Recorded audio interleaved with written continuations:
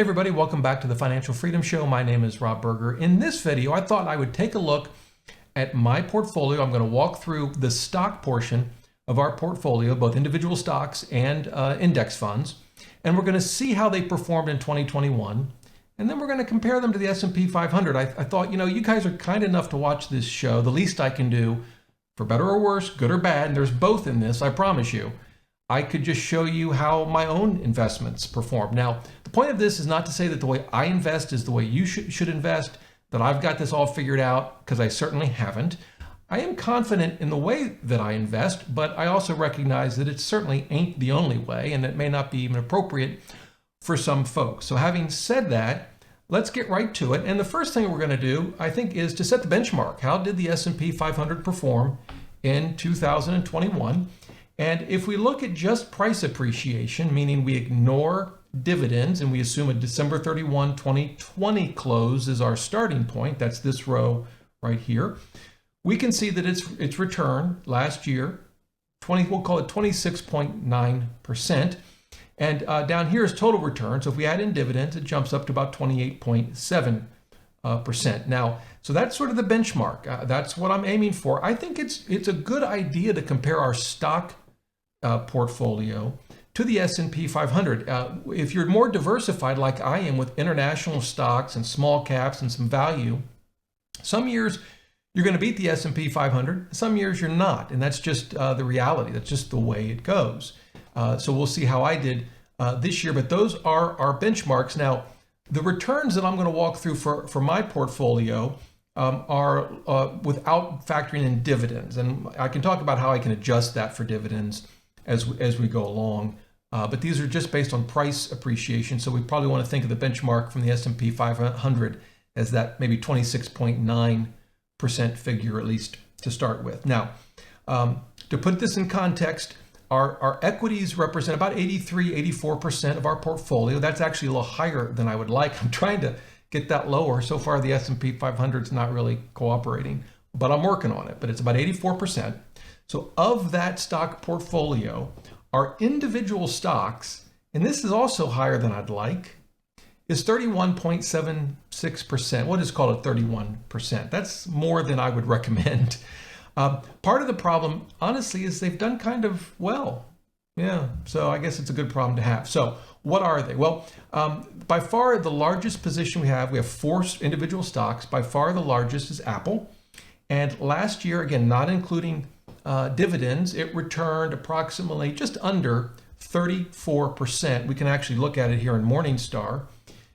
You can see this number for 2021 would include dividends, and their yield right now is about 50 basis points. So that would have been my total return, including dividends. I don't reinvest them, but of course, I like the dividends. I keep them, and I tend to use them to rebalance and if necessary, to spend. So by far, largest individual stock portfolio position is Apple, and around 34%.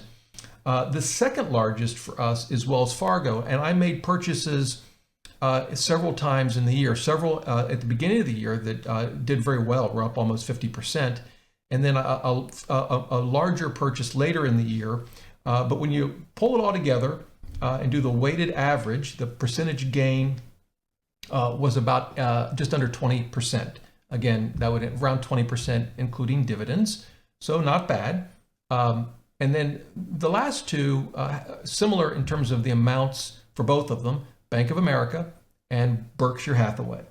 And for Bank of America, a very good year, around 46.75% plus their dividend. So that came in at around 48% gain this year. And the thing I like about that, it's not a meme stock. It's not GameStop. It's not a crypto. It's a boring old bank that, returned almost 50% in 1 year.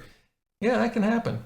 And then the fourth stock, Berkshire Hathaway, we own B shares. It doesn't pay a dividend, so we don't have to worry about the dividends with Berkshire. And they came in at, looks like just under 29%. So all in all, the individual stocks did very well. And when we sort of add it all up, again, not including dividends, the gains were about 30.5%. So yes, one for the home team. Beat the S&P 500. I would add about 1% to that for dividends. Berkshire doesn't pay any. Apple, 0.5%. Both Bank of America and Wells Fargo are about 1.75% yield right now. But based on how much I have in each of them, roughly 1%, maybe 0.9. So all in all, I would say I came in at about 31, roughly 31.5% on the individual stock portfolio. And that explains in part why it represents more of my portfolio than frankly, I wish it did. But it is what it is. So that is the individual stocks. Again, they represent about 31% of the stock portfolio. So what about the funds? We're going to look at some of these in Morningstar, and I'm going to go down based on the amount I have relative to the whole portfolio. So in other words, the fund that I have the most money in is Vanguard Total Stock Market. This would be VTI if we were looking at an ETF. I actually own VTSAX, and I will show you that on the screen. Here it is. And it's just an index fund that basically represents the entire US market. It's very inexpensive, just 4 basis points. It's got a 1.2% trailing 12-month yield. We can look at its performance. And they haven't put in 21 yet, which would really be this year to date. And you can see it's about 25.71%. Again, that would include dividends. In what I'm looking at, the gain shows about 24%. Again, doesn't include dividends. So that's the first one, by far the most significant fund we own. The second fund that we own is the Vanguard FTSE All World Fund, excludes US. It's ticker VFWAX. Not a great year. Didn't lose money. So I got that going for me. But let me show you this on the screen. VFWAX is the ticker. Here it is. Again, a very inexpensive fund to get exposure to international stocks. If we go to the performance, it shows 8.12%. Now, a significant part of that is yield. You can see its yield is 3%. So I actually did a little better than my tool shows, because again, it doesn't include the dividend, shows 4.9%. So it was really closer to 8. So that's good, but certainly well below the S&P 500. I'm okay with that, though. The reality is, if you have a diversified portfolio with multiple asset classes, in any given year, some are going to do better than others. That's just part of the deal we make when we decide on a diversified portfolio. All right. The next one I have is the Vanguard Small Cap Index Fund. It had a decent year, 16.5%, not including dividends. Its ticker is VSMAX. And I will show you that. Here it is. And it's got a yield similar to the S&P 500. So when we look at performance, it'll be around 18, I think, or 17.73%. And those three funds that we've just walked through are pretty significant in the portfolio. There are two more that are fairly significant as well. And the first one of those is a REIT fund. I just have the Vanguard REIT. It's VGSLX. It actually had a great year, 36.5% before dividends. Let's check that out. Again, VGSLX. I'll show you that one. And if you followed the channel, what I'm basically walking through is your pretty standard 6-fund, I call it a 6-fund portfolio. One of those funds is for bonds. I actually ultimately have 2 funds for bonds. So maybe I need to call it a 7-fund portfolio. But it's basically US large cap, US small cap, could be small cap value. I have a little of both, actually. Some REIT exposure, developed international markets and emerging markets, right? And that's it. So here's the REIT exposure. Again, low cost, just 12 basis points, got a 2.5% yield. And when we come to the performance, again, this will include dividends.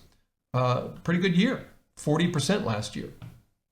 And then the last one that I'll mention, I have a couple others that are just smaller. I'll include them in the overall performance numbers, but won't call them out individually, is emerging markets. And it basically broke even when you count dividends. It did not have a good year. And let me show that to you.